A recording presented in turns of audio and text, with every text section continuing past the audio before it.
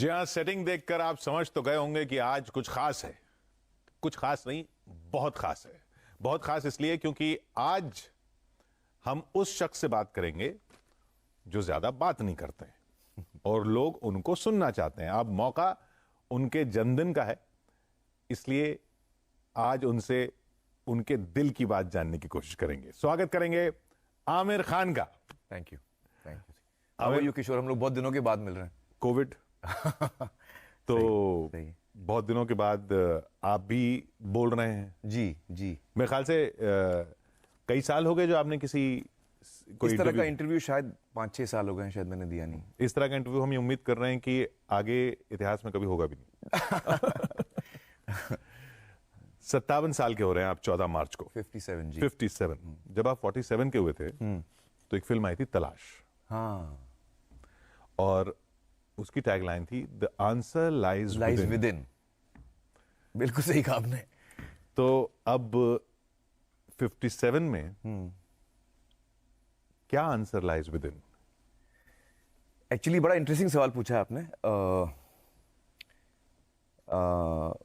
मुझे लगता है कि हम सबकी जिंदगी में एक जर्नी होती है, हम सबकी जर्नी होती है, और ये आपने 10 साल की बात की है, तो आज मैं हूँ, जो मेरी सोच है, जो मेरे विचार हैं, 10 साल पहले वो उसमें काफ़ी बदलाव आया है। लेकिन मेरे विचारों में तब्दीली ज़रूर आई है, मेरे थॉट्स में तब्दीली ज़रूर आई है। जिन चीज़ों को मैं ज़्यादा अहमियत देता हूँ अब, उसमें तब्दीली ज़रूर आई है, उसमें चेंज आया है।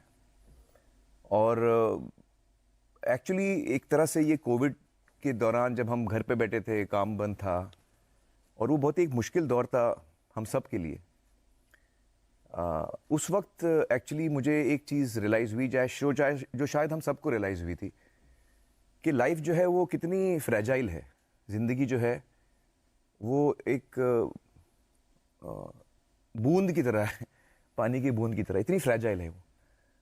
और आपको पता नहीं कि आपके जो नज़दीक के लोग हैं या आप खुद, ये एक चीज़ है जो हमको नहीं पता, कि हमारे पास कितना वक्त है। ज़िंदगी जो है वो इतनी अनप्रेडिक्टेबल है, एक पल में बदल सकती है आपकी ज़िंदगी। आपको कोविड हुआ था? मुझे कोविड हुआ था फर्स्ट राउंड में, लेकिन इतना सीवियर मुझे नहीं हुआ था। मुझे सिम्टम्स बहुत तो फिर ये ख्याल हल्के क्यों हुए, है? क्योंकि मुझे दुनिया में मेरा सबसे बड़ा डर यही है कि मैं किसी ऐसे इंसान को ना खो दूं जो मेरे नज़दीक हो।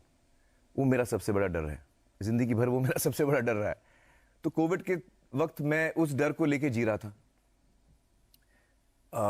मेरे परिवार के लोग, मेरे अजीज़, मेरे जो दोस्त हैं, तो उससे मेरी थिंकिंग एक्चुअली शुरू हुई किशोर जी। और मुझे लगा कि शायद मैंने अपनी ज़िंदगी, जो 57 का मैं हूँ, 56 का था मैं जब ये सोच रहा था, तो मुझे लगा कि ये 56 ईयर्स जो है मैंने शायद एक चीज़ बहुत बड़ी खोई है इसमें। बहुत बड़ी एक चीज़ खोई है इसमें, जिसका मुझे एहसास होने लगा, जिसका मुझे अंदाज़ा हुआ। और जितना मैं ज़्यादा सोचने लगा उसके बारे में, वो चीज़ और ज़्यादा पक्की होती गई कि शायद मुझसे कुछ चीज़ें हुई हैं जो शायद मुझे इस वक्त उन चीज़ों में तब्दीली लाना है मुझे। और उसमें सबसे बड़ा ये था कि जब मैं 18 साल का था, मैंने काम करना शुरू किया। एज एन असिस्टेंट डायरेक्टर मैंने काम शुरू किया अपने चचाजान के साथ। और 18 साल का था मैं, जैसे कि हम बोलते हैं ना कि first time you become an adult 18 years old. तो मेरी पूरी अडल्ट लाइफ 18 से लेके अब तक मैं सिनेमा की जिंदगी में ऐसा खोया रहा हूं, और इस बदहवासी में मैं खोया हूं कि, और अच्छी बात है, आप किसी चीज़ के बारे में पैशनेट हैं और आप पूरा दिल लगा के, जी जान लगा के, खुशी के साथ वो काम करते हैं, अच्छी बात है।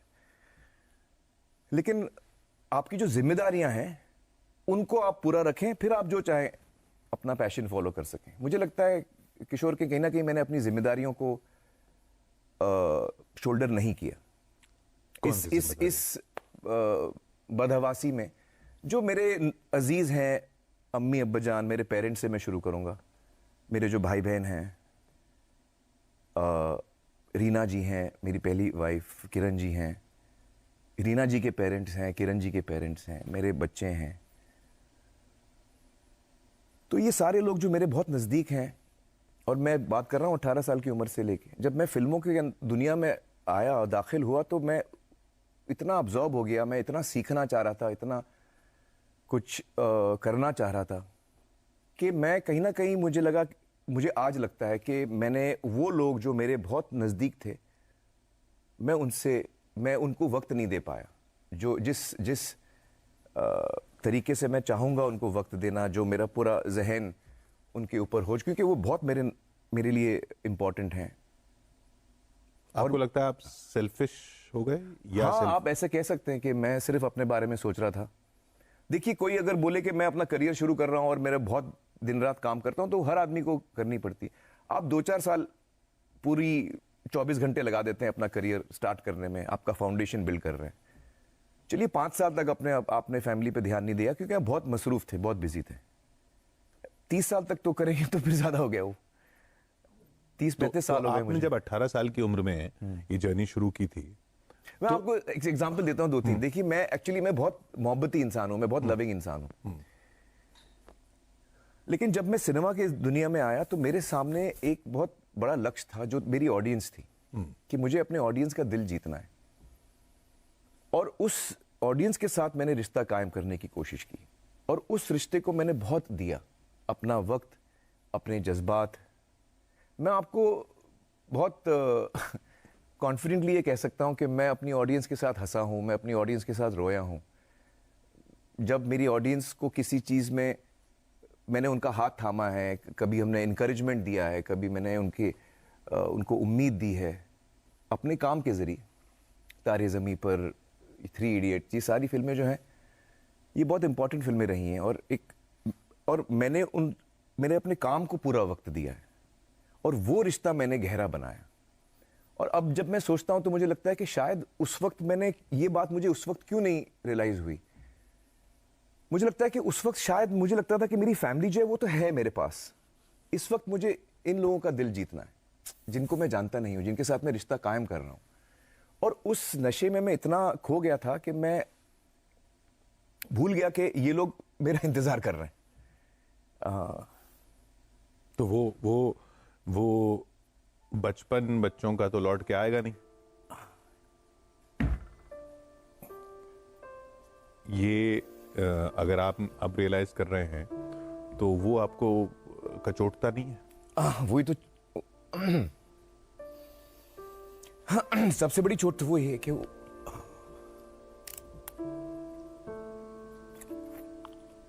क्या है कि ये सेलिब्रिटी होने का दंश है? नहीं, ऐसी बात नहीं। इसका दोष मैं किसी अपने प्रोफेशन को नहीं देना चाहूंगा। मुझे लगता है कि जैसे मेरे बच्चे हैं, आयरा है, जुनैद है, आज़ाद है। आज़ाद अभी 10 साल का है, जुनैद 27 का है, आयरा 23 की है। लेकिन जब आयरा छोटी थी, 2 साल की, 3 साल की, 4 साल की, 5 साल की, मैं था नहीं वहाँ पे किशोर जी। मैं फिल्मों में मसरूफ़ था। ज़ाहिर है मैं अपने बच्चों को बहुत चाहता हूँ, लेकिन जब उसको शायद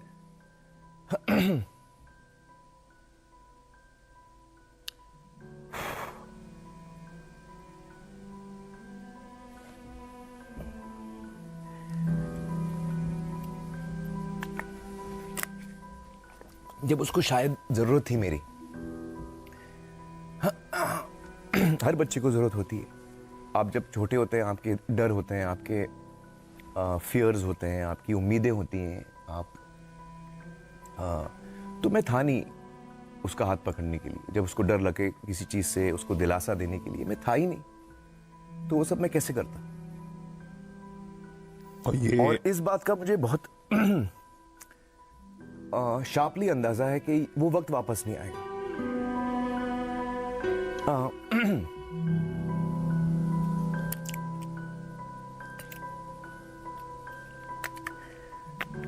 तो जब मुझे वो एहसास हुआ उस बात का, तो मैंने बहुत सोचा। मैं बहुत अकेले बैठ के मैंने बहुत सोचा, और मुझे रियलाइज़ हुआ कि मुझे इस वक्त इसके बारे में बहुत गहराई में सोचना है। तो चाहे वो जुनैद हो, आयरा हो, किरण जी हो, आज़ाद हो, रीना जी हो, मेरे अम्मी अब्बाजान, आज अब्बाजान नहीं है हमारे साथ, मेरे कज़न्स, मेरे भाई बहन, फैसल। तो एक तरह से मैं खो गया था, तो मैं था ही नहीं। और मेरे परिवार इतना अच्छा है कि उन्होंने कभी मुझे ये एहसास नहीं दिलाया कि भाई हम हैं, हम भी हैं, हम वेट कर। तो ऐसा नहीं, मैं मिलता भी था लेकिन मेरा ध्यान नहीं था, मेरा ध्यान अपने काम पे था। तो आज मुझे लगता है कि जो मैंने प्यार और मोहब्बत, वक्त, ध्यान, वो जो सारा मैंने अपनी फिल्मों को दिया, अपने ऑडियंस को दिया, उसमें से कुछ मुझे अपनी फैमिली को भी देना चाहिए था, बल्कि ज़्यादा मुझे अपनी फैमिली को देना चाहिए। इसका मतलब ये नहीं कि मैं काम ठीक नहीं करूँगा, ऐसी बात नहीं है। कुछ लोग हैं जो अपनी लाइफ को बड़ी बैलेंस तरीके से चलाते हैं, शायद मुझसे वो नहीं हुआ और उस बात का मुझे एहसास हुआ। और मैं खुश हूँ कि मुझे 56 पे एहसास हुआ। और मैं बैठ के मतलब सर पकड़ के बैठ गया था मैं, मतलब बहुत मुश्किल वक्त था मेरे लिए, जब आपको रियलाइज होता है कि आप एक चीज़ आपसे छूट चुकी है। और जैसे अभी जुनैद का बचपन दोबारा नहीं आएगा, आयरा का दोबारा नहीं आएगा, ये सारा वक्त जो निकल चुका है वो दोबारा नहीं आता है। तो आप उस वक्त आपको बहुत बुरा लगता है कि आपने जो किया है वो आप उसको रेक्टिफाई या उसको आप वापस जाके ठीक नहीं कर सकते। अब आप वही कर सकते हैं जो आपके सामने है। अब जो वक्त है आपके सामने, वो उसका आप इस्तेमाल कैसे करेंगे। तो मैंने बहुत बड़े बड़े डिसीजंस लिए अपने लाइफ में इस दौरान। मुझे लगता है कि मुझ में ये बहुत बड़ा बदलाव आया है कि मैं अब अपने पर्सनल रिलेशनशिप्स में बहुत ज़्यादा अहमियत देता हूँ।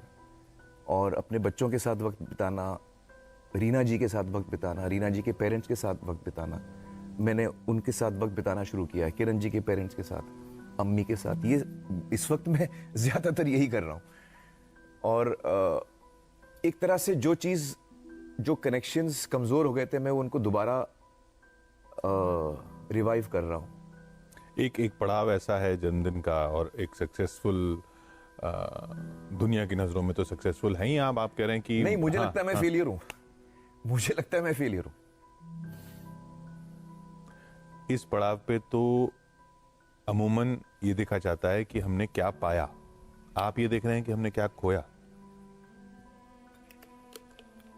जो मैंने खोया है वो बहुत बड़ी चीज है। और मैं ये भी मानता हूं कि वो पूरी तरह से नहीं खोया गया है, क्योंकि अब भी वक्त है, अब भी वो रिश्ते मेरे सामने हैं। तो मैं उस दिशा में निकल चुका हूं जहां मैं अपने रिश्तों को ज्यादा अहमियत दे रहा हूं, ना कि अपने काम को। काम से मेरा उतना ही लगाव है, ऐसी बात नहीं है। लेकिन अब मैं सोचता हूं कि भाई मैं अपने दिन में 24 घंटे होते हैं, आप 8 घंटे सोते हैं, हम कोशिश करते हैं कि हम 8 घंटे सोएं, फिर काम भी होता है। अब 8 घंटे आप काम करेंगे तो फिर बाकी चीजें भी आपके दिन की तो आप कितना वक्त किस चीज को दे रहे हैं। अब उस पे मैं बहुत सोचता हूं कि भाई ये मेरा वक्त जो है, मैं कितना वक्त किसको दे रहा हूं, किस चीज को दे रहा हूं। इस पे मैं माइंडलेसली नहीं करता हूं ये चीज, मैं सोच के करता हूं कि भाई नहीं, मुझे इस वक्त ये करना है। तो मैं अब मतलब थोड़ा इंप्रूवमेंट आया मुझ में, ये कह सकता हूं। भगवान अगर आपसे कहे कि ठीक है, आपको लौटा देंगे, आपके बच्चों का बचपन लौटा देंगे, आपको वो वक्त लौटा देंगे, उसके बदले में आप क्या दोगे जो आपने पाया अभी तक? उसके बदले में क्या दे दोगे वापस?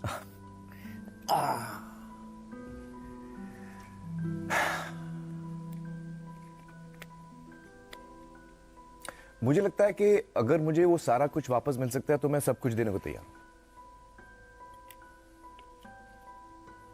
फिर आमिर खान नहीं होगा, वो आमिर खान नहीं होगा जो नहीं, वही होगा या शायद दूसरा होगा। लेकिन जो सवाल पूछा उसका मैंने जवाब दे दिया कि मैं, आप सब कुछ देने को तैयार हैं। अगर मुझे वो मेरे बच्चों का बचपन या वो वक्त जो मैं दोबारा अगर आप दे सके मुझे, या भगवान दे सके मुझे। हकीकत, लेकिन हकीकत है हाँ, वो पॉसिबल नहीं है। और व्यक्तिगत तौर पर जब, क्योंकि मैंने तो आपको देखा है। अच्छा, किरण जी ने मुझे ये बात कही थी एक्चुअली कुछ साल पहले, 7-8 साल पहले किरण जी ने मुझसे कहा था कि मुझे अभी समझ में आ गया कि आपको हम में इंटरेस्ट ही नहीं है। तो मैंने कहा आप ऐसे क्यों कह रही हैं? तो उन्होंने कहा कि आप एक्चुअली अपनी दुनिया में रहते हैं, आपको काम के, तो हम आपके सामने बैठे बात भी करते हैं तो आपका ध्यान एक्चुअली आपके काम में है। और वो आपको ऐसा खींचता है कि आप अपने आप को रोक नहीं पाते। अब आप बैठे मेरे साथ हैं, लेकिन आपका ध्यान अगर काम पे है तो फिर क्या किया जाए? माइंड को कंट्रोल करना मुश्किल होता है।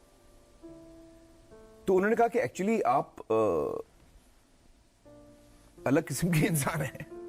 तो उन्होंने बड़ी स्वीटली कहा, उन्होंने कहा कि एक्चुअली मैं ये भी नहीं चाहती हूं कि आप बदलें, क्योंकि अगर आप बदल जाएंगे तो फिर आप वो इंसान नहीं रहेंगे जिसके साथ मुझे प्यार हुआ था। और मुझे आपके ब्रेन से प्यार है, आपकी पर्सनैलिटी से प्यार है, आप जिस तरह सोचते हैं वो सारी चीज़ें मुझे अच्छी लगती हैं। तो शायद मैं नहीं चाहूंगी कि आप बदलेंगे, आप थोड़े बहुत ऐसे ही हैं, वही अच्छे हैं, क्योंकि हमें पता है कि आपके मन में कितना प्यार है हमारे लिए। बट वो चीज़ आज मैं जब सोचता हूँ, 7 साल पहले किरण ने बोली थी, तो उस चीज़ का मुझे ज़्यादा शार्पली एहसास होता है। और मैं लिहाजा पिछले, मैं कहूँगा 6-8 महीने से मुझ में बहुत बड़ी चेंजेस आए हैं। जिस तरह मैं अपना वक्त गुजारता हूँ, कितना समय मैं किस चीज़ को मैं नरिश करता हूँ, किस चीज़ को मैं ज़्यादा ध्यान या वक्त देता हूँ, उस पर मैं बहुत केयरफुली डिसाइड करता हूँ। क्योंकि मुझे तो वाकई हैरानी हुई जब जुलाई में आपने स्टेटमेंट जारी किया, किरण जी और मेरा। हाँ, और अब आप कह रहे हैं कि 7 साल पहले बात हुई थी, कहीं वहीं से तो ट्रिगर नहीं था, या तब से तो कुछ नहीं? एक्चुअली किशोर जी, मैं आपको बताऊं, किरण जी और मैं एक दूसरे को बहुत चाहते हैं और हमारे दिल में एक दूसरे के लिए बहुत प्यार, इज्जत और मोहब्बत है। पर ये समझ में नहीं आता ना, लोगों को समझ में नहीं आता। मैं मान रहा हूँ ये बात बहुत मुश्किल है समझना, क्योंकि आमतौर पे हम ये देखते नहीं हैं, तो हमको लगता है कि ये क्या हो रहा है, ये कहते तो है। एक्चुअली किरण जी और मैं, हमने ये बात काफ़ी वक्त से की है, और हमको ये धीरे धीरे समझ में आया कि हम एक दूसरे को बहुत चाहते हैं और हम एक दूसरे को एक्चुअली फैमिली, सही मानों में फैमिली मानते हैं। किरण जी, उनके पेरेंट्स, उनके भाई, उनकी बहन, दोनों बहनें, मेरा परिवार, we actually, Kiran and I are family, हम हैं परिवार। तो फिर स्टेटमेंट की क्या जरूरत थी? तो क्योंकि हमें लगा कि जो एक रिश्ता होता है हस्बैंड वाइफ का, शायद हम उसमें एक तब्दीली आई, उसमें एक चेंज आया है, और उस इंस्टीट्यूशन जो है, जो शादी का इंस्टीट्यूशन है, उसकी इज्जत करना चाहते हैं। तो उसके कुछ रूल्स और दायरे हैं, उसमें हम रहना चाहते हैं। और अगर हमें लगता है कि हमारे रिश्ते में एक तब्दीली आई है और हमें उससे कोई इतराज़ नहीं है, हमें लगता है कि हमें एक दूसरे के दिल में बहुत प्यार और इज्जत है एक दूसरे के लिए, और हम हाथ पकड़ के आगे चलने वाले हैं। हम साथ में काम कर रहे हैं, हम साथ में पानी फाउंडेशन कर रहे हैं, हम साथ में बहुत नज़दीक रहते हैं, वो ऊपर रहती है, मैं नीचे रहता हूँ। तो हम एक परिवार के जैसे ही रहते हैं, और हम परिवार हैं, बट हम अब हस्बैंड एंड वाइफ नहीं रहे। और उस बात की समझ हम दोनों को है, और इस बात को हम इज्जत करते हैं, और शादी के इस इंस्टीट्यूशन को हम इज्जत करना चाहते हैं। तो इसीलिए हमने ये कदम उठाया। और इससे हमें किरण जी बहुत ही एक ऐसे इंसान है जो बहुत रेयर, और मेरी ये खुशनसीबी समझ लीजिए कि जैसे मेरा पहला रिश्ता हुआ रीना जी के साथ, एक तरह से मैं बहुत यंग था, रीना जी भी बहुत यंग थी, हम लोग साथ में, हम लोग ने अपनी जिंदगी, बचपन एक तरह से हम लोग बड़े हुए हैं, और बहुत कुछ हमने शेयर किया है। और हम दोनों के, हम अलग हुए, हमारा रिश्ता बदला, उसमें तब्दीली आई, लेकिन आज भी हम साथ में ही हैं। ये कैसे होता है? क्योंकि वो इंसान बहुत अच्छी हैं, और वो, उनको लगता है कि मैं इंसान बहुत अच्छा हूँ। हम किरण जी, रीना जी, मैं और सत्या जो हमारे दोस्त हैं, सत्य विजय थे जिन्होंने डायरेक्ट किया, हम 4 जो हैं, हम पानी फाउंडेशन में साथ में काम करते हैं। तो रीना जी और मैं भी साथ में काम कर रहे हैं पानी फाउंडेशन में, किरण जी और मैं। तो आपने क्या सवाल पूछा था, मैं थोड़ा कि ये लोगों को समझ में नहीं आता। हाँ, नहीं, मुश्किल है समझना, क्योंकि आमतौर पे जब शादी टूटती है तो लोग झगड़ा करते हैं, या तो ऐसा नहीं हुआ, ना रीना जी और मेरे बीच में, ना किरण जी और मेरे बीच में। और हम दोनों के परिवार, रीना जी का परिवार, हमारा परिवार, वो उतना ही नज़दीक है। मेरी छोटी बहन फरत जो है, उनकी शादी हुई है रीना के छोटे भाई राजीव से। तो हमारे परिवार अभी भी बहुत नज़दीक हैं और बहुत जुड़े हुए हैं। ये वाले रिश्ते में ऐसा नहीं होता कि रिश्ता तभी टूटता है क्योंकि कोई दूसरा रिश्ता बनता है? कभी कभी ऐसा भी हो सकता है, ऐसी बात नहीं है, लेकिन इन दोनों सिचुएशंस में ऐसा नहीं हुआ। और तो फिर जरूरत क्या थी? हमारे रिश्ते में एक तब्दीली आई है जो हम उसको एड्रेस करना चाहते हैं, इसलिए हमने वो किया। इसलिए नहीं कि कोई दूसरा रिश्ता हो गया? नहीं, जब रीना जी और मैं अलग हुए थे तो उस वक्त मेरी जिंदगी में कोई नहीं था, और कोई नहीं था। किरण जी, ऐसे लोगों को लगता है कि किरण जी और मैं पहले मिले थे, वो ऐसा नहीं है। किरण जी और मेरी मुलाकात हुई थी लगान पे, लेकिन हम लोग इतने कुछ जानते नहीं थे वो टाइम पे। 300 लोग थे, उसमें से एक किरण जी थी। और हमारी दोस्ती तो उसके बहुत बाद हुई। तो ना उस वक्त ऐसा हुआ है, ना इस वक्त ऐसा हुआ है। किरण जी और मेरे जो हमारे इस बात को हम लोग कई सालों से हम लोग इस बात को डिस्कस भी कर रहे हैं। और हम सबसे ज़्यादा अहमियत इसमें देते हैं अपने बच्चों को, चाहे वो जुनैद आयरा हो, चाहे वो आज़ाद हो।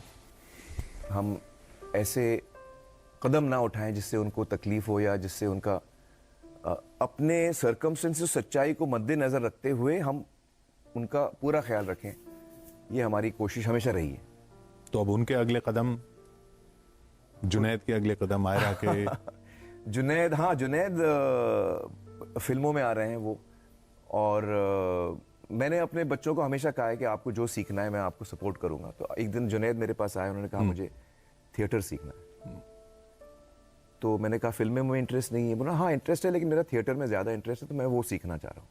तो वो LA गए थिएटर स्कूल में, और वहाँ थिएटर 2 साल सीखा। फिर 1 साल उन्होंने वहाँ कंपनी में काम किया, प्लेस किए। फिर वो बम्बई आए। बम्बई में यहाँ पे उन्होंने बहुत सारे प्लेस किए, 5-6 प्लेस किए। और जहाँ जहाँ स्क्रीन टेस्ट होता था, कास्टिंग, कोई फिल्म बन रही है उसकी कास्टिंग हो रही है, मीरा नायर बना रही थी सूटेबल बॉय, तो जुनैद गए उसकी स्क्रीन टेस्ट देने के लिए, नहीं चुने गए।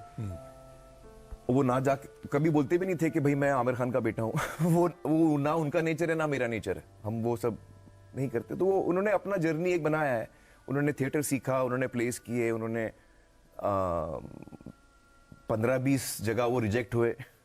तो इसे आखिर से मतलब एज एन एक्टर वो 15-20 जगह रिजेक्ट हो चुके हैं। जहां जहां उन्होंने ट्राई किया रोल के लिए, उनको नहीं मिला। तो सिलेक्ट अल्टीमेटली उनको यशराज की एक फिल्म मिली। वो इत्तेफाक ऐसा हुआ कि उनका एक स्क्रीन टेस्ट आदि ने देख लिया था। तो आदि को वो उनका स्क्रीन टेस्ट बहुत पसंद आया, और आदि ने फिर एक स्क्रिप्ट उनको ऑफर की।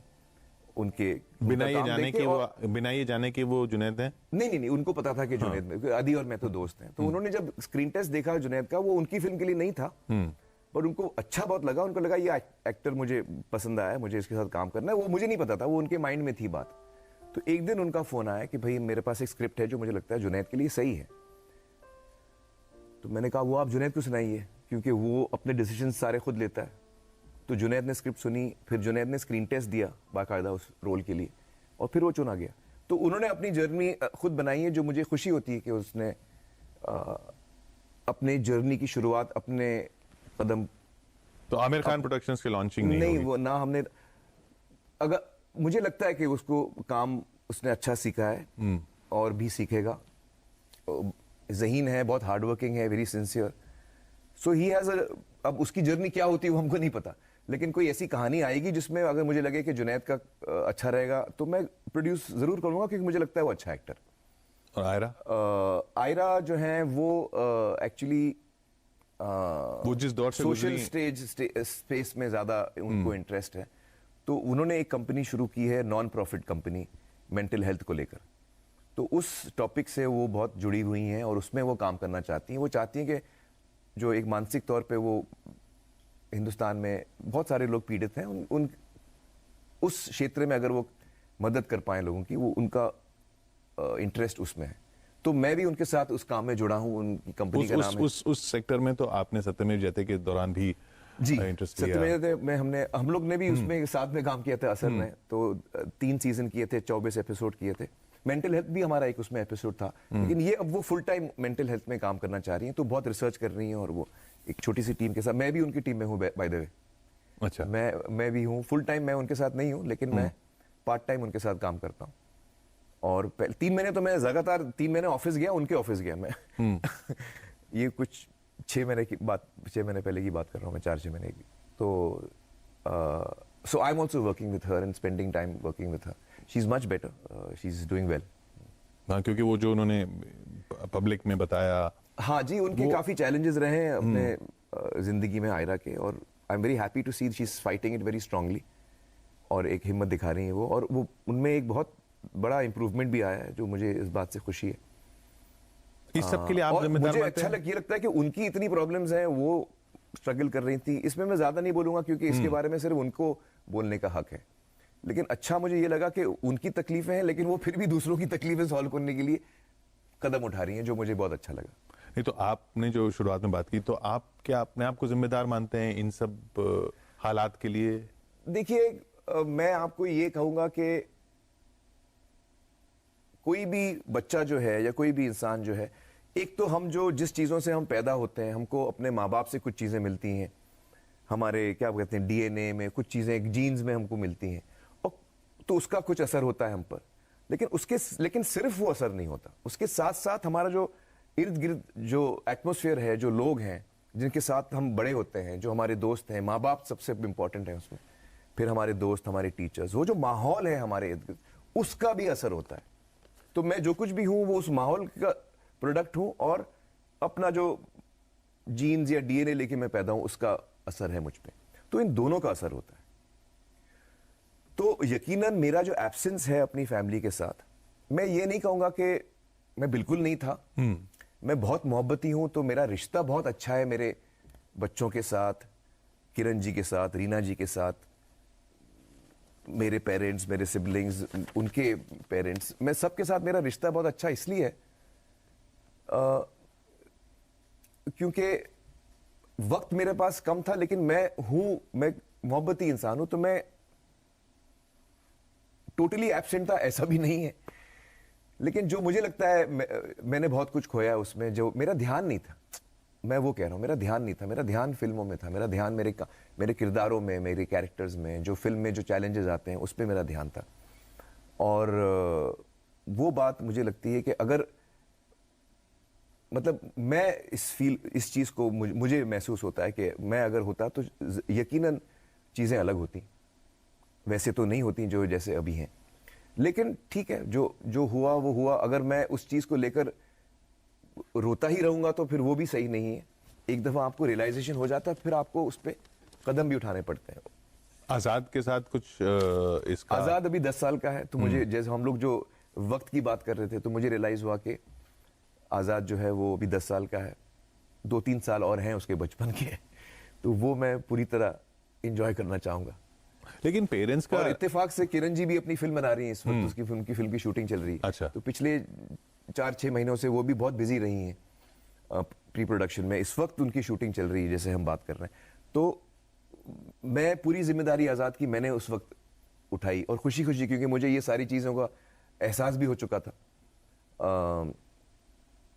तो जो अंग्रेजी में हम कहते हैं प्राइमरी पेरेंट, जो मेन पेरेंट होता है वो, क्योंकि किरण जी बिजी थी, जब मैं बिजी होता हूं तो वो थी प्राइमरी पेरेंट। अब जब वो बिजी फिल्म बना रही हैं तो मैं प्राइमरी पेरेंट बन के मैं आजाद को रोज सुलाना, स्कूल उठाना, स्कूल ले जाना, उसका होमवर्क चेक करना, वो सारी चीजें जो बाकी पेरेंट्स के साथ उनके प्ले डेट्स ऑर्गेनाइज करना, वो सब अब मैं हैंडल करता हूँ। तो नहीं, पेरेंट्स का इस तरीके से जिम्मेदारी संभालना वो तो अच्छी बात है ही, लेकिन आपको क्या ज्यादा गलत लगता है कि पेपर बच्चे को ये भी तो पता चल रहा है ना कि पेरेंट्स अब हस्बैंड वाइफ नहीं है?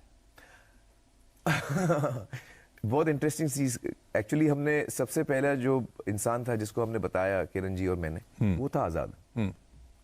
तो आजाद को हमने बताया कि हमें ऐसे लगता है, पहले हमने उसको बताया कि शादी क्या होती है, बहुत छोटा है, कि शादी क्या होती है और लोग क्यों शादी करते हैं और हमने क्यों शादी की, और लोगों का क्या नजरिया है, आमतौर पे डिवोर्स क्यों होते हैं, उसका क्या मतलब होता है, और हम क्यों कर रहे हैं। तो उसको ये फर्क बहुत जल्दी समझ में आ गया। और सबसे बड़ी बात मैं आपको बताऊं कि बच्चे जो होते हैं ना, उनके दिल में वो समझ जाते हैं कि माँ बाप के बीच में कुछ टेंशन है या नहीं है। आप भले उनके सामने बात करें या ना करें, वो समझ जाएंगे कि कुछ गड़बड़ है। और हम उसको बोल रहे हैं कि भाई हम अब उस चीज पे जाने वाले जिसका नाम है डिवोर्स, आजाद, और उसको चिंता नहीं हो रही है, क्योंकि उसको हमसे फील नहीं हो रहा है कि हम अलग हो रहे हैं। उसको वाकई दिल में फील नहीं हो रहा है। तो उसने बोला तो प्रॉब्लम क्या है, उसने हमसे पूछा। तो हमने कहा नहीं, लोग डिस्टर्ब होंगे, वो शायद उनको लगेगा। तो ये सब तो कुछ चेंज नहीं हो रहा है, हम ऐसे ही रहेंगे। हमने कहा हाँ, हम ऐसे ही रहेंगे। एक्चुअली मैं आपको बताऊं, किरण जी और हमने, क्योंकि हम लोगों ने पहले इसके बारे में बातचीत की थी, तो हमने जब एक फ्लैट है किरण जी का ऊपर है, मैं नीचे हूं, तो हमने सोचा था कि हम लोग रेंटेड जगह पे रह रहे थे पहले, बिल्डिंग का रिपेयर चल रहा था। तो हमने ये डिसाइड किया जब हम वापस जाएंगे अपने पुराने घर में, तो घर तो एक तरह से एक ही है, वो ऊपर है मैं नीचे हूँ, तो हम लोग अलग अलग बेडरूम्स बना के, ताकि एक आज़ाद को एक फीलिंग आ जाए कि ये पूरा जो है एक ही घर है। मैं कभी इस मम्मी के बेडरूम में हूँ, कभी पापा ऊपर आ जाते हैं, मम्मी नीचे आ जाती है। तो वो 1.5 साल 2 साल तक वो एक उसने एक्सपीरियंस किया, क्योंकि हम इससे ज्यादा अलग नहीं होने वाले सिर्फ ऊपर नीचे होने वाले। तो उसको हमने पहले वो एक्सपीरियंस करा दिया कि भाई ये जिंदगी है हमारी, और उसको फील भी नहीं हुआ क्योंकि हम साथ में ही रहते थे हमेशा। तो फिर जब उसको हमने बताया तो उसने बोला तो इसमें चेंज क्या होगा? उसने बोला कुछ इसमें चेंज नहीं होगा, जैसे 2 साल से हम रह रहे हैं वैसे ही होगा। तो उसने बोला तो फिर इसमें प्रॉब्लम क्या है? तो हमने बोला प्रॉब्लम ऐसे नहीं है, ये है कि शायद लोग आपसे बात करेंगे, लोगों को फिक्र होगी। तो actually I would like to say touchwood के आज़ाद हैज, क्योंकि उसको पता है कि हम कितना एक दूसरे को प्यार करते हैं और एक दूसरे की हमारे दिल में कितनी इज्जत है, बच्चे को फौरन समझ में आता है, उसको आप बेवकूफ़ नहीं बना सकते। तो वो रिलैक्स्ड है और उसकी हमें चिंता थी जिसको हम अहमियत दे रहे थे, और I am very happy that he is understanding exactly what it is. क्या इसी वजह से आपने पिछले अपने बर्थडे पे सोशल मीडिया छोड़ दिया? नहीं, इसलिए नहीं। एक्चुअली जब मुझे बहुत सारी चीजें एक साथ एहसास हो रही थी और मुझे लगा कि ये ऑडियंस है, इनके लिए नहीं, असली परिवार तो ये सोशल मीडिया परिवार नहीं, ऐसी बात नहीं ऐसी बात नहीं। मेरी ऑडियंस आप देखिए 30 साल से तो मैं अपने ऑडियंस के साथ ही हूँ, तो वो भी मेरा एक परिवार का हिस्सा ही है। आप बिल्कुल सही कह रहे हैं। लेकिन मुझे एक तो लगा कि मैं एक्चुअली सोशल मीडिया टाइप का इंसान नहीं हूँ। आपको शायद पता नहीं है कि मैं सोशल मीडिया पे शुरुआत मेरी कैसे हुई। मैं अमित जी के साथ डिनर कर रहा था, हम लोग शायद लंदन में थे या शिकागो में थे। अमिताभ बच्चन। हाँ, अमिताभ बच्चन। तो अमित जी ने वो ट्विटर पे आए थे नए नए, और ये बहुत सालों की बात कर रहा हूँ मैं, काफी वक्त हो गया इसको। तो उन्होंने कहा कि भाई तुम ट्विटर पे नहीं हो? तो मैंने कहा नहीं, मैं नहीं हूँ ट्विटर पे। तो उन्होंने फौरन डिनर से ट्वीट किया कि भाई मैं आमिर के साथ डिनर कर रहा हूँ और वो कह रहा है कि वो ट्विटर पे नहीं है। तो सब लोगों ने उनको जवाब दिया कि भाई उनको बताइए कि वो ट्विटर पे आए। तो बच्चन साहब ने मुझे कहा कि भाई सब रिक्वेस्ट आ रही है, आप भी ट्विटर पे आइए। अब मैं बच्चन साहब को कभी लाइफ में ना नहीं बोल सकता हूँ तो मैंने कहा सर मैं फौरन ट्विटर पे आता हूँ तो फिर मेरा शुरू हुआ ट्विटर, फेसबुक, और फिर बाद में इंस्टाग्राम भी हुआ। फिर मुझे लगा कि एक्चुअली मैं हूं नहीं, और जो मुझे रियलाइजेशन हुई कि ये जो मैं जो वक्त देना चाह रहा हूं, जो जहन अपने उन रिश्तों को देना चाह रहा हूं जिनको मैं कई सालों से मैंने उनको अहमियत नहीं दी है, जिस किस्म की अहमियत देनी चाहिए थी मैंने नहीं दी है। जब उसका एहसास हुआ तो उस वक्त मुझे लगा कि ये भी मैं सोशल मीडिया पे वैसे भी मैं एक्टिव नहीं हूं, अगर मैं हट जाऊंगा तो मुझे थोड़ा और वक्त मिलेगा अपने ट्रोल होने से नहीं डरते आप? नहीं, ट्रोल अब वो तो पार्ट ऑफ लाइफ है उसको। मतलब ये तो नहीं कि भाई ट्रोल हो रहे थे इसलिए सोशल नहीं, मीडिया वो तो अभी होता हूँ उसमें कोई चेंज नहीं है। आई एम श्योर, मतलब मैं देखता नहीं हूँ लेकिन आई एम श्योर मैं अभी ट्रोल होता हूँ उसमें। वो आपको इफेक्ट नहीं करता? हाँ, करता है, ऐसी बात नहीं है, मैं भी इंसान हूँ। कभी कभी लोग ऐसी बातें बोलते हैं जिसका बहुत दुख होता है सुन के, लेकिन अब क्या करें क्या करें। वो बातें आपके परिवार तक जाती होंगी? हाँ, वो भी समझते हैं मेरे परिवार वाले, और क्योंकि मेरे परिवार वालों को मेरी सच्चाई सब पता है, क्योंकि मैं उनके साथ रहता हूँ, तो वो भी इफेक्ट नहीं होते। उनको पता है कि बहुत सारी चीजें आती हैं जो सच नहीं है, लेकिन हम क्या किया जाए, क्या किया जाए। सोशल मीडिया से बात कर रहे हैं तो सोशल मीडिया पे इस मैं टॉपिक से हट रहा हूँ थोड़ा, फिल्मों पे आता हूँ आपकी, आपका दूसरा परिवार जो अब उस पे ये सवाल चल रहा है, साहब ये सोशल मीडिया पे तो है नहीं, लेकिन ये फिल्म अपनी बार बार डिले करते रहते हैं और हाँ, एक्चुअली किशोर जी आप हंसेंगे, ये फिल्म एक्चुअली 14 साल से डिले हो रही है। लाल सिंह चड्ढा? हाँ, 4 साल से नहीं हो रही है। 4 साल से तो अभी हो रही है जब से हमने शूटिंग शुरू की, और कोविड की वजह से हम अटक गए थे, हमको रुकना पड़ा, जैसे सब और लोगों को रुकना पड़ा। लेकिन एक्चुअली ये फिल्म की शुरुआत मैं इसको 14 साल से पीछे पड़ा हूं। और जब फर्स्ट टाइम ये इसका अडेप्टेशन अतुल कुलकर्णी ने मुझे सुनाया, और मतलब जब हमने ये इस जर्नी की शुरुआत हुई, वो उसको 14 साल हो गए, बल्कि जुलाई में 14 साल पूरे होंगे। अगस्त में 11 अगस्त को हमारी फिल्म रिलीज हो रही है। बनवास जो है हमारा 14 साल का, वो जुलाई में 11 को हो रही है। जुलाई में हमारा बनवास खत्म होगा, और 14 साल पूरा करने के बाद अगले महीने अगस्त 11 को हम अब आएंगे। क्योंकि कोविड आ गया था तो हमारा काम बहुत डिस्टर्ब हो रहा था, काम रुक रहा था बार बार काम, और मैं चाह रहा हूं कि चीज अच्छी बने, उसमें वक्त लगता है। उसको हम जल्दी करेंगे तो फिर वो ठीक नहीं बनेगी। लेकिन अब मुझे काफी वक्त मिल गया है, और अगर कोई ऐसे कोई एक्ट ऑफ गॉड नहीं आ जाए कि फौरन अभी दोबारा कोविड का कोई अटैक आ गया, खुदा ना खास्ता, या भगवान ना करे ऐसा हो, तो अगर ऐसा कुछ ना हो तो हम 11 अगस्त तक आ सकते हैं। अब हम ठीक ठाक, नहीं, मतलब अब हमारे पास जो आजकल जो ट्रोल किया जा रहा है ना वो इस पे कि वो साहब केजीएफ थी उसकी वजह से डर गए। अरे अब उधर से- केजीएफ हाँ। चीज ही है डरने की भाई, इसमें मुझे कोई डाउट नहीं है। केजीएफ बहुत अवेटेड फिल्म है, उसका पार्ट 1 लोगों को बहुत पसंद आया है, और अगर कोई दूसरी फिल्म केजीएफ के साथ आ रही है और अगर नहीं डर रही है तो पता नहीं क्या सोच रहे हैं वो। पर उसकी वजह से आप शिफ्ट नहीं हुए? नहीं, उस वजह से हमने शिफ्ट, अब वो क्योंकि shift- नहीं उसके एक्चुअली मैंने रीच आउट किया उनको, क्योंकि मुझे भी बुरा लग रहा था कि एक फिल्म है, उन्होंने उनकी मेहनत से बनाई है और ऑडियंस भी उस फिल्म को देखने के लिए उत्सुक हो रही है, और मैं उसी डेट पे आ रहा हूं, मुझे अच्छा नहीं लग रहा था, लेकिन मैं क्या करता। तो मैंने उनसे पहले बात की, मैंने कहा कि भाई मुझे डेट नहीं मिल रही है, तो मैं आ सकता हूं आपकी डेट पे? तो उन्होंने कहा, क्योंकि अलग किस्म की फिल्म है, लाल सिंह चड्ढा जो है वो बहुत ही फैमिली फिल्म है, और KGF is an action film, you know, तो अलग जॉनर की फिल्में हैं।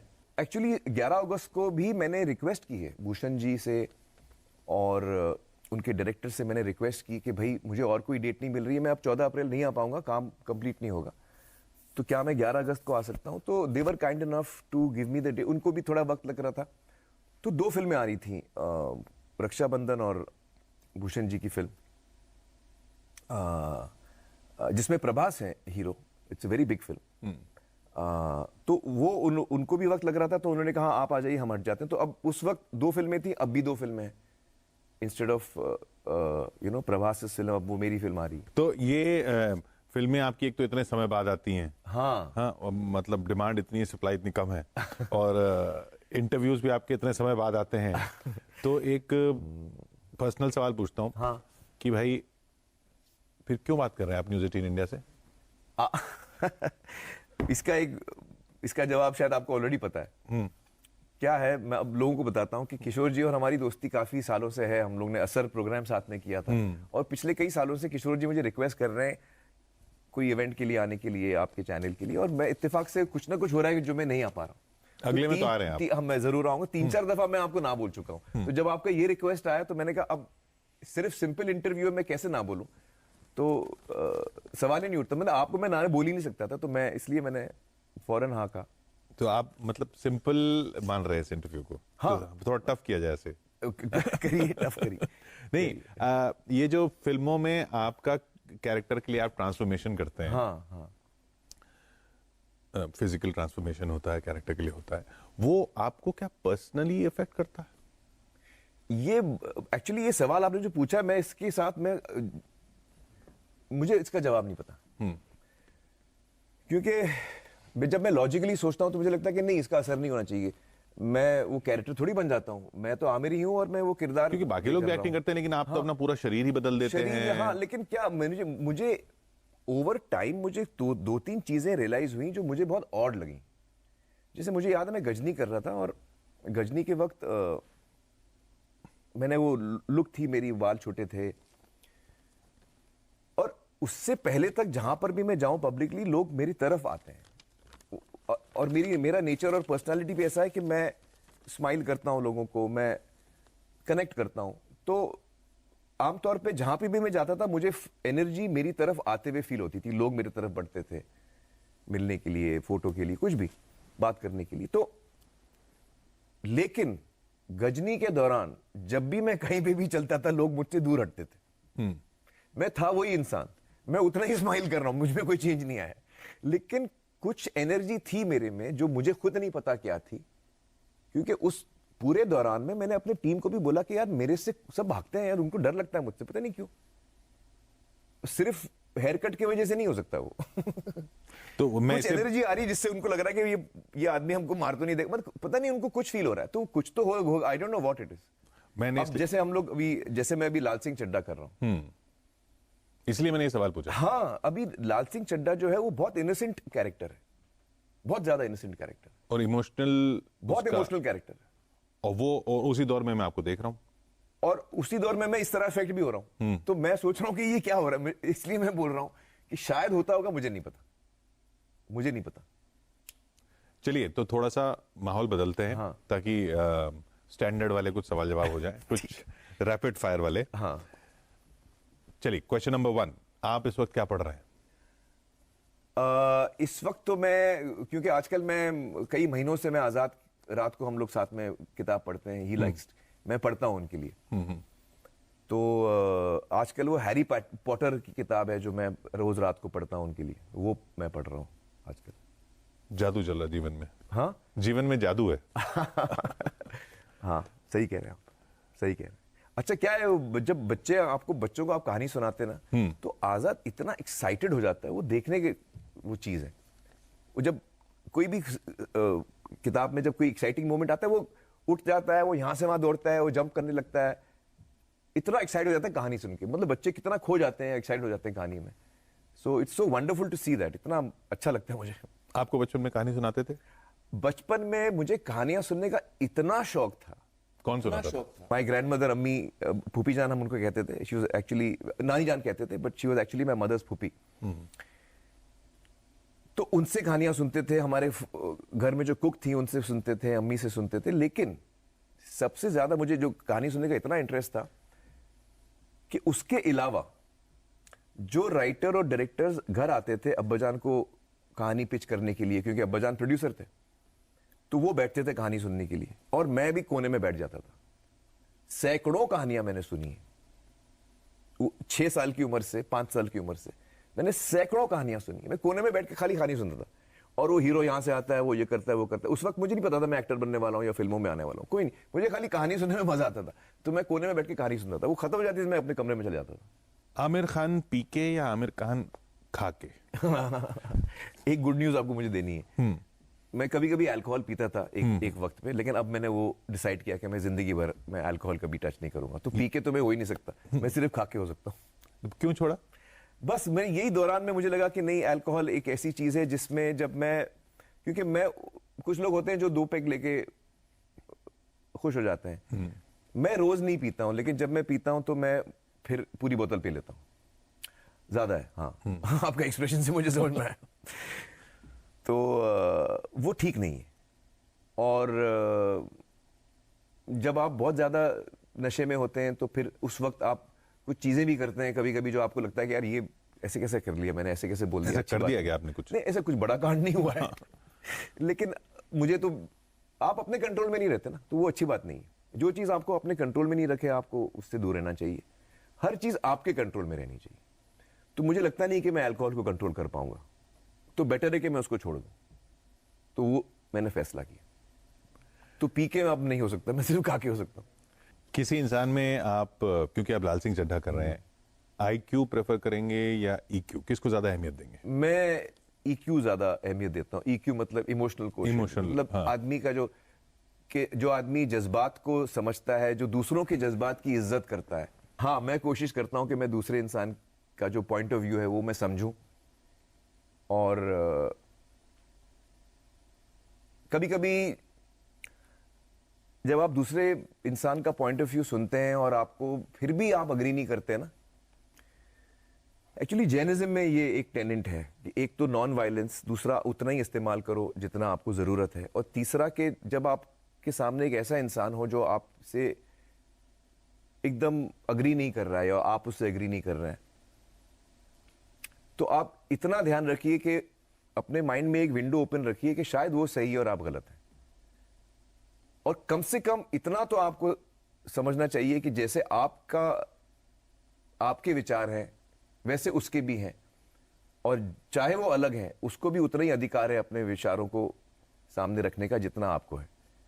तो ये जैनिज्म के ये 3 पिलर्स हैं, मैं मानता हूं, जो एक्चुअली मैं I try to follow my life with that. Non violence, use as less as you can, don't waste, and सब लोगों का पॉइंट ऑफ व्यू आप अंडरस्टैंड करो, और कम से कम आप इतना तो समझ लो कि उसको राइट है वो अलग फील करने का, पूरी उसको आजादी है। आपने जैनिज्म की बात की, तो आप स्पिरिचुअल नहीं हैं या हर रिलीजन को की फिलॉसफी समझते हैं, कोशिश करते हैं? मैंने थोड़ा बहुत रिलीजन्स को समझने की कोशिश की। हिंदुस्तान एक्चुअली देश ही है रिलीजन्स का। हम सब तो हम बातचीत में ही इतना कुछ सीख लेते हैं, बचपन से बड़े बड़े होते होते हैं महाभारत भी सुन लेते हैं, रामायण भी सुन लेते हैं, और तो एक रिलीजन हमारे अंदर है ही आप उससे निकल नहीं सकते अगर आप हिंदुस्तानी हैं तो। हिंदुस्तान में तो नाम में ही रिलीजन ब्रांडेड है हाँ, तो आई फील, आपका एक्चुअली सवाल क्या था? कि आप स्पिरिचुअल हैं या पता नहीं, फिलॉसफी? मैं ऐसे कोई एक्टिवली मैंने कोई स्पिरिचुअल चीज नहीं की है, लेकिन मुझे लगता है मैं अपनी अपने अपने तरीके से मैं भी स्पिरिचुअल हूं। हाँ,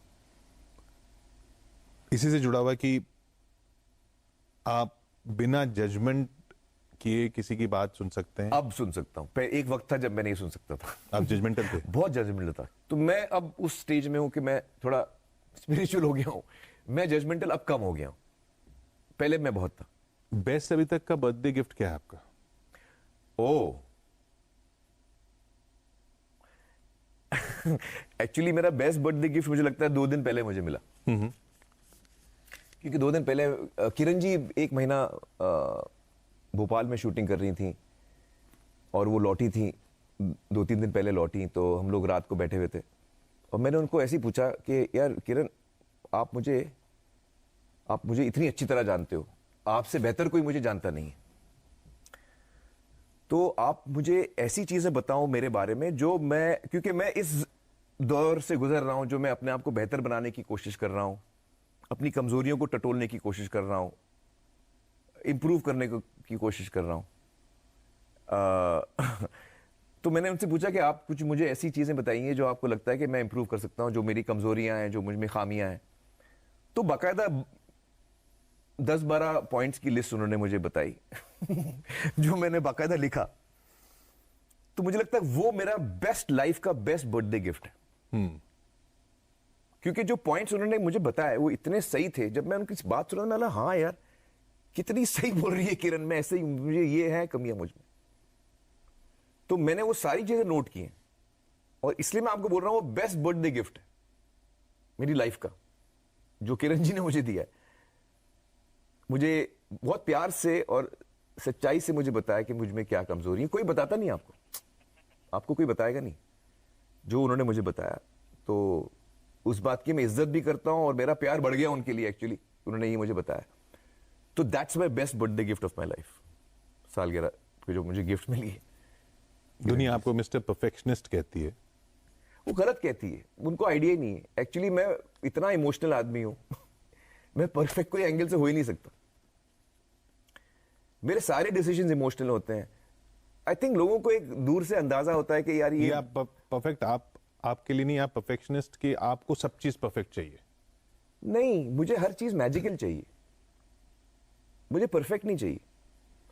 परफेक्ट चीजें कभी कभी बोरिंग होती हैं, मुझे परफेक्ट में इंटरेस्ट ही नहीं। मुझे चाहिए हर चीज में मैजिक हो एक मोमेंट में मैजिक हो, एक इंसान में मैजिक हो, एक एनर्जी में मैजिक हो, मुझे वो चाहिए। जब हम फिल्मों की बात करते हैं तो उस शॉट में मैजिक मिला कि नहीं आपको, वो मोमेंट मिला कि नहीं, उसमें कुछ टेक्निकल चीजें हो गई होंगी, उससे मुझे बिल्कुल फर्क नहीं पड़ता। अब मैजिक मिला तो फिर हम वही टेक लगेंगे, उसमें थोड़ा आउट फोकस हो गया चलेगा। अगर मुझे परफेक्शन होता तो मैं बोलता नहीं फोकस भी ठीक होना चाहिए, वो शैडो भी ठीक नहीं था, उससे मुझे कतई इंटरेस्ट नहीं। I am a person who is not a perfectionist, who is a passionate person. I want magic, I don't want perfection. तो आखिर में आमिर अब मैं चाहूंगा कि आप सीधा उस कैमरे में देखें ओके और उन सब लोगों से अपने 57th बर्थडे पे कहें कुछ भी जो आपको पसंद भी करते हैं और जो आपको पसंद नहीं भी करते हैं और जो ट्रोल भी करते हैं, वो सुनना चाहते हैं इतने वक्त बाद कि आमिर खान को कहना क्या है इस सब कुछ जो उनको कहा गया। मुझे सभी लोगों से ये कहना है कि जो कुछ भी मैंने अपने लाइफ में खोया है अपने वक्त में, जो अपनी पर्सनल रिलेशनशिप को मैंने इतनी अहमियत नहीं दी, या एक्चुअली मैं किसी को ब्लेम नहीं कर रहा हूं, लेकिन हमारे माइंड में इतनी लाइफ इतनी टफ भी होती है, आपकी इतनी जिम्मेदारियां होती हैं, आपको कभी कभी नहीं हो पाता। लेकिन उस सब में भी अगर हम अपने पर्सनल रिलेशनशिप्स पे थोड़ा ध्यान दें और उसको नरिश करें, उसको हम बढ़ावा दें, तो हमारी लाइफ में बहुत ज्यादा सुख आ जाता है। ये मैंने सीखा है। Thank you for all the love that you have given me. और कभी मुझसे कोई गलतियां हुई हैं जिंदगी में तो मैं सीखने की कोशिश कर रहा हूं। I am trying to learn and get better. बहुत बहुत शुक्रिया आपका आमिर खान, थैंक यू किशोर, इस खास बातचीत के लिए और happy birthday. Thank you. Aamir Khan पहली बार दिल से बात करते हुए कह सकता हूं? हाँ, एक्चुअली हमारी फिल्म में एक लाइन है, वो लाल सिंह कहता है, मेरी मम्मी कहती है दिल चंगा ते सब चंगा। तो मैं उस चीज को बिलीव करता हूं, दिल चंगा ते सब चंगा। उम्मीद करेंगे आगे भी सब कुछ सबके लिए चंगा चंगा ही हो। Thank you. Thank you so much. देखते रहिए आप न्यूज़ 18 इंडिया।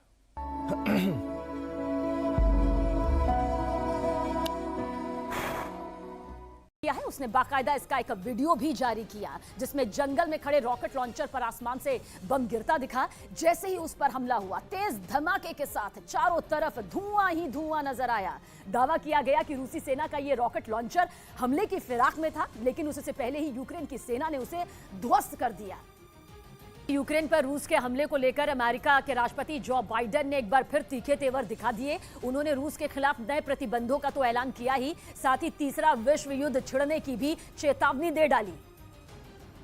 इसके साथ ही उन्होंने साफ कर दिया कि अगर रूस ने अमेरिका और नेटो देशों को इस युद्ध में कूदने के लिए मजबूर किया तो अंजाम बेहद खतरनाक होंगे और दुनिया में तीसरा विश्व युद्ध छिड़ जाएगा।